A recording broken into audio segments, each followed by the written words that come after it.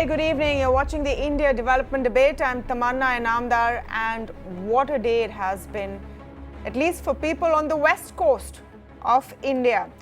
A lot of the news cycle has been about the state of Maharashtra and the maximum city Mumbai, because it's been a day of fear, of anticipation, of preparation as Cyclone Nisarga made its landfall on coastal Maharashtra in Alibag this afternoon.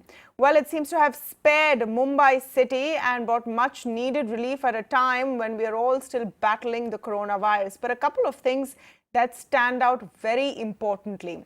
We've had two cyclones to deal with in a span of just a couple of weeks. Cyclone Amphan, which hit the eastern coast of India and caused quite a bit of havoc in West Bengal, was much more deadly and lethal and did a lot more damage. We were lucky on the western coast of India, at least so far, with Mumbai extremely vulnerable just because of how densely packed it is and how many people in this city. About 40% live in slums, which makes it more vulnerable. So a close shave there by all means. The cyclone eventually landed in Alibag, where, of course, there were a lot of dramatic pictures through the day, very high winds, which took place, a wind speed of 100 to 110 kilometers per hour. At the end of the day, though, it seems like the damages were restricted. Now, the questions to ask was, is it because we were better prepared? Are we able to now actually predict the intensity and where and when cyclones can hit? Why are we seeing more cyclones? Is this related to climate change? And were we just lucky, or what would have happened if the cyclone had truly hit a city like Mumbai? We'll get into some of those questions ahead on the first big story we're tackling on the show this evening. I have the best possible people to speak to you on it. We have the IMD, we have the NDRF, both of them on the show. But before we begin, I want to just play out this report from my colleague Utkarsh Chaturvedi, who's been on the ground all day tracking Cyclone Nisarga in Mumbai. This was after a long time that Mumbai city had faced a threat of a cyclone, and at a point of time when the city was battling with coronavirus and is battling with coronavirus currently, it became really difficult for the agencies to really chalk out a plan, and that is precisely three different teams were on the ground. And the first one was the team of NDRF. There were 8 teams of NDRF from Pune which were deployed in the city. Then you had the BMC Fire Brigade, BMC with the Fire Brigade. They had their own men across the coastal areas. And then you had the Mumbai police, who was also coordinating with both of them. Then comes the evacuation program. Now in the Mumbai, BMC claims, and when we spoke to the mayor as well, they claim that they have evacuated over 8,000 people. But at least where I was and where I am at this point of time in Warsaw, I could see that the evacuation was not done, even though the fact that the Mumbai police personnel were there and NDRF teams were present here. But the people who were living on the coast in the slums were not really moved. So, speaking about the preparation, it is, we can say that we got lucky in the sense that what we were expecting didn't really happen. There was no, in fact, rainfall as well, and no flooding happened. Those were all the preparations which were done by BMC. Pumps at low-lying areas were, deployed. The other problem was that if winds would have really come at a speed of 100 kmph plus, a lot of COVID facilities, which are temporary facilities, what kind of damage could have happened to them? So thankfully, what happened was that we got lucky and nothing really happened in Mumbai. BMC, on the other hand, did try with the Maharashtra government to take control of the situation. Now, was it enough or not? We can only speak in hindsight, but at least till this point of time, these were the preparations on 3 different levels which were done by BMC as well as the Maharashtra state government. All right, that was Utkarsh, summing up what happened on the ground. But let's go across now to Dr. D.S. Pai, who's the head of climate research and services at the India Meteorological Department. I'm also joined today by Randeep, Kumar, Rana, the DIG of the NDRF. Welcome, gentlemen. Pleasure to speak with both of you on, such an important day. And I think we should first, congratulate you on your preparation. And we've been lucky. Let me ask Mr. Rana this question first. We've been lucky. It was a close shave. Were we fully prepared for the might of what would have happened if this hit Mumbai? The fears all along were that this is a city where a lot of people live in slums. There are a lot of, kacha sort of housing, and that could have been disastrous. So was that the big challenge? Definitely, Tamanna, a cyclone of this intensity hitting a metro city like Mumbai, having high density population, it definitely has a quantum difference in the damage, and damage mainly to the humans and the property. And since apart from luck, it is the precise forecast by IMD, because this cyclone has been quite unpredictable since last 4 days. It has been changing the course, but IMD has been pretty accurate in the forecast, and all the agencies, including NDRF, we were pretty sure where the landfall is going to be there. And in terms of preparations, because we were aware if the major impact comes in the city of Mumbai, then the preparations required will be much more. And keeping that in mind, all the stakeholders, including NDRF, we were busy in preparations. We were right from the day first forecast came. Our teams, they had moved in the to be affected areas. We moved from one place to another in awareness campaigns. We advise the people to move to safer places, to fix up the loose fittings in their houses. How many were evacuated finally? How many were evacuated overall along the western coast? The evacuation figures, mainly it is the state administration had made good arrangements, like they had made local evacuation centers, so that the people do not have to walk or travel long distances for that. And in spite of generalized evacuation, need-based evacuation was undertaken, and as a result, the number of people evacuated was not that high when we compare to the cyclone Amphan, because the intensity of this cyclone was projected to be a bit on the lower side.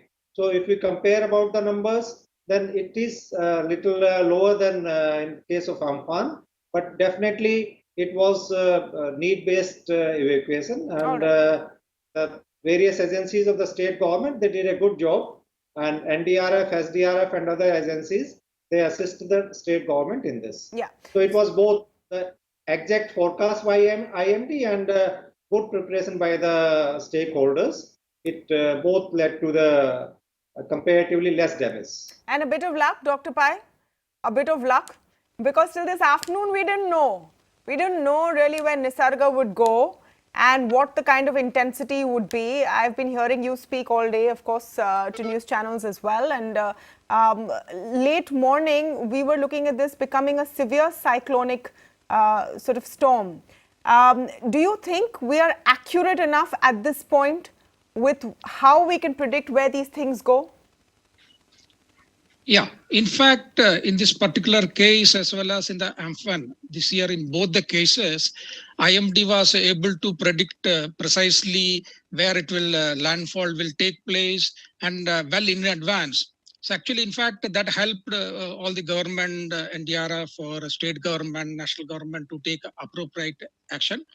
In fact, IMD and as well as Ministry of Earth Sciences been working since 2010 and improving our radar network, satellite data and observation and modeling. So I think all this has helped now, because of that effort which we started in 2010, currently actually providing fruits, and we are in a position to predict in a much better than we had been several years back. Okay, now tell me, Dr. Pai, and this is a question I had in mind. We've of course had Amphan 2 weeks ago. That was in the Bay of Bengal. We've now had Nisarga in the Arabian Sea. How much of this is related to climate change? Now, that's a lot of chatter, but what is sort of the scientific viewpoint of how related this is to climate change? So in fact, as me personally or the observation from many other parts of the world, I don't think that we can relate this to the climate change, mainly because the Indian Ocean, particularly equatorial Indian Ocean, always the temperatures has been more than 27 climatologically. So always that is a favorable for formation of cyclone. So even before, because of global warming, even if temperature is increased, it don't matter actually. And not only that, it is not the only SST, other parameters are also important. And this is after a long time, this is the first case. So just one case you cannot relate to climate change. As far as I think, we don't have the confidence. We can say simply, confidence is very low to be called or associated this with the climate change. What are the lessons here as well, Dr. Pai? Because we've had a close shave, frankly, and of course the NDRF prepared a lot, state governments came in, there were lots of warnings in time, etc. Dr. Pai, I just want to understand, and I'm going to ask this question to Mr. Rana as well. So, we were lucky. This hasn't hit Mumbai. Thank God it has, become less severe. But what are the lessons here to ensure that we're not in a vulnerable position the next time that this happens? Dr. Pai, do you want to weigh in on this? See, actually, last several years, there has been both in the central as well as disaster management as a part of that. There is a SOPs, very clear SOPs there, what to be done, when, how to be informed to the. So there is a well written code of conduct. So I think that at present India is totally ready this type of thing, and you get appreciation from even WMO for this type of disaster management, particularly related to cyclone. So India is being considered as one of the country which is well prepared for cyclone related disaster management. Okay, Mr. Rana, your view on what preparations we need in terms of even making sure that our urban centers are not so tightly packed, not so vulnerable. We have escaped, of course, Nisarga, but if you're talking about this city, Mumbai, you're going to now have, rains coming in, and hopefully that should not be a difficult situation either. Just to Tamanna, these are all natural phenomena, cyclones, rains. So these are natural phenomena. They have been happening and they will continue to happen. And our lack of preparedness basically turned them into disaster. And as if we talk about the preparations of the country as a whole, so definitely we have come a long way in terms of our forecasting apparatus and forces like NDRF, SDRF, the coordination mechanism between the central agencies and the states, that has improved a lot. And infrastructure improvement, definitely it goes a long way, because unless the people are put out of the harm's way from these natural happenings, the damage will continue to be there. To mitigate the damage, definitely the improvement on infrastructure, especially in the metro cities, that is definitely required. And